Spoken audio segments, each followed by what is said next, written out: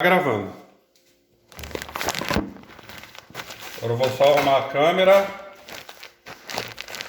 Vamos ver como é que tá o ângulo.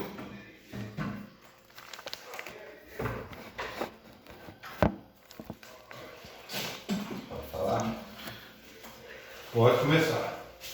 Então nós estamos no debate aqui sobre o tema: Jesus realmente cumpriu a lei?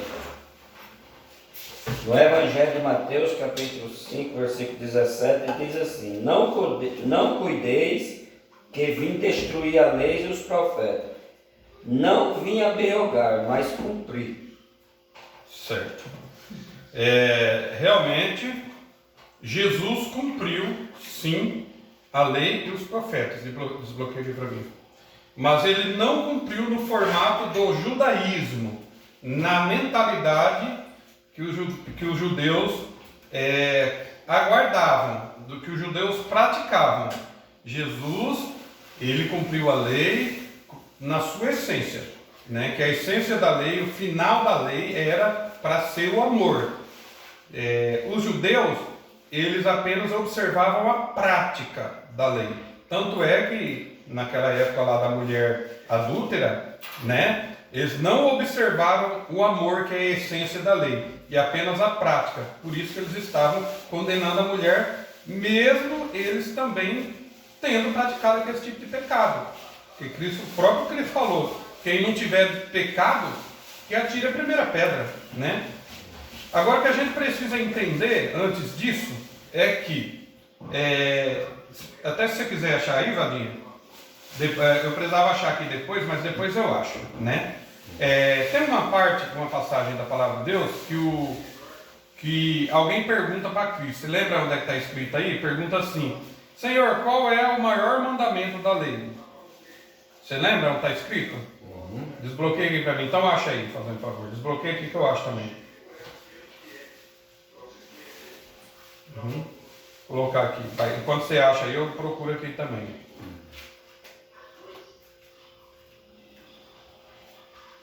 Não lembro assim de cabeça.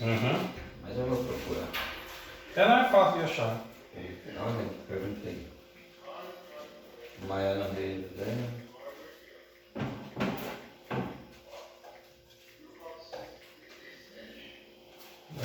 Aparece aqui rapidinho. Está em Mateus 22, 36. Estava já certinho.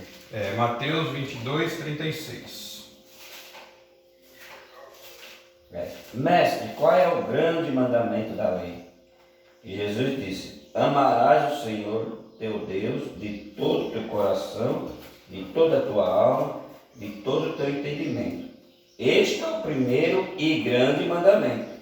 E o segundo, semelhante a este, amarás o teu próximo como a ti mesmo. Certo.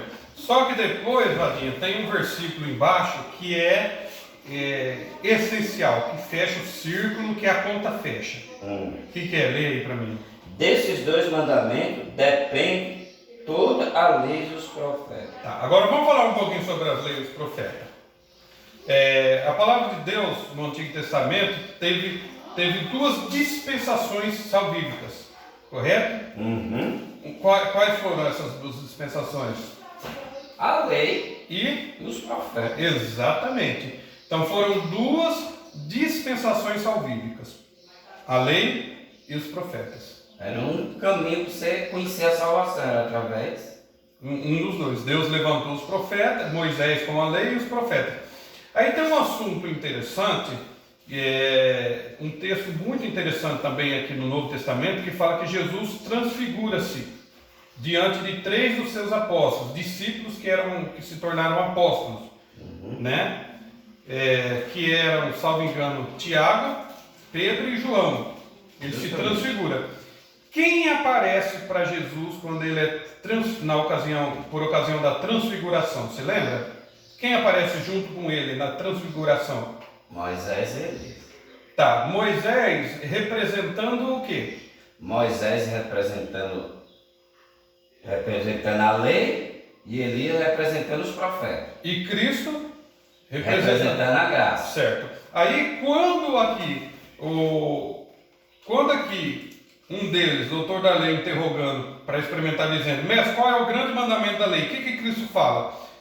Diz Jesus: amarás o Senhor teu Deus com todo o teu coração, toda a tua alma, todo o teu pensamento. Esse é o primeiro grande mandamento. Segundo, semelhante a este, amarás ao teu próximo a ti mesmo. E depois ele fala assim: desses dois mandamentos depende toda a lei e os profetas. Ou seja, na transfiguração apareceu Moisés representando a lei, Elias representando os profetas. Então todo o ministério baseado na lei e todo o ministério baseado no profeta foi resumido em Cristo. E Cristo resume-se, a palavra Cristo resume-se em uma palavra: amor. Porque ele mesmo disse, o que resume a lei e os profetas? Amor a Deus acima de tudo e ao próximo como a ti mesmo. Correto? Agora vamos entender um pouquinho mais, né? Qual é o fundamento desse amor. Vamos entender um pouquinho sobre o fundamento desse amor. Nós sabemos que Cristo, existem dois grandes representantes do Antigo Testamento, qual nós acabamos de falar, não é? Que é Moisés e Elias. Moisés a lei, Elias os profetas. Ok? Beleza. Esses dois grandes representantes e Cristo, que é a graça, tem algo em comum, passaram por uma situação comum. Cristo, ele, no início do seu ministério, ficou 40 dias e 40 noites, ele foi conduzido pelo Espírito ao deserto e jejuou 40 dias e 40 noites. 40 dias e 40 noites de jejum, sem comer nem beber. Quem mais ficou no Antigo Testamento 40 dias e 40 noites sem comer e sem beber? Elias. Certo. Elias ficou 40 dias e 40 noites, caminhou, né? Comeu um dia antes, depois caminhou 40 dias e 40 noites até o Monte Horebe, o Monte de Deus. Moisés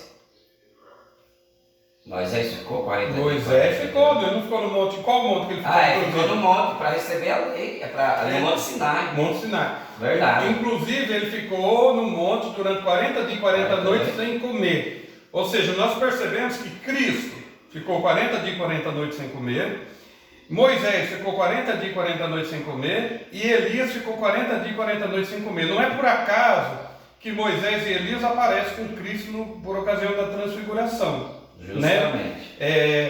Porque os três representaram grandes propósitos. Obviamente, né, que o maior deles é o propósito de Cristo, que é a graça. Né? Ou seja, mesmo porque tudo apontava para ele, né? Os profetas apontou fortemente para ele. Exato. Né? E a lei também apontava para ele. Exatamente. Então o que a gente pode perceber? Se a essência dos profetas era o amor também, era o amor. A essência da lei era o amor e a essência da graça é o amor. O que a gente percebe em comum nessas três pessoas? Todas elas tiveram que sofrer muito. Foram três pessoas que sofreram muito. Não é só pelo fato do jejum, mas é pelo fato da chamada. Com certeza. Né? Ou seja, não existe, o que a gente pode entender? Não existe salvação sem sacrifício, sem amor. Não no sentido de oferecer sacrifícios, mas no sentido de amor. Né? Porque se ficar, os três aí que ficaram 40 dias e 40 noites sem comer, esse é um sacrifício muito grande. Amor incondicional. É amor incondicional, perfeitamente. Então, por que aqui, quando Cristo respondeu a um dos doutores da lei, ele falou isso? Ele falou que desses dois mandamentos depende toda a lei e o profeta. Ou seja, se você amasse Deus acima de todas as coisas e ao teu próximo como a ti mesmo, você está cumprindo a lei e os profetas através do quê? Da graça. A graça. Porque a graça, ele resumiu aqui. Ele falou, o que é a graça? O que a gente pode resumir? A palavra que mais traduz a graça. Amor. Agora a gente pode entender também que amor é o quê? Sofrimento. Sofrimento, com certeza.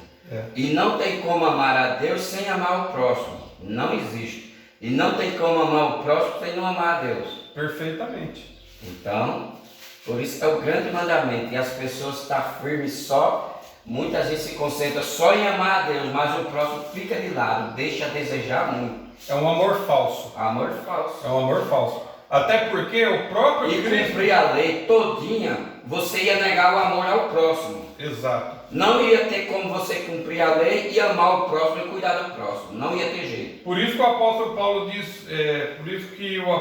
Paulo diz, fugiu a memória aqui que eu ia falar. Mas ele fala assim que a lei não foi potente para salvar, visto que estava enferma pela carne. Pela carne. Né? Por quê? Porque a essência da lei não era cumprida, o homem ele só entendia os mandamentos. Só. Foi da onde surgiu aí o farisaísmo. Foi. De cumprir vírgula por vírgula sem amar. Sem amar.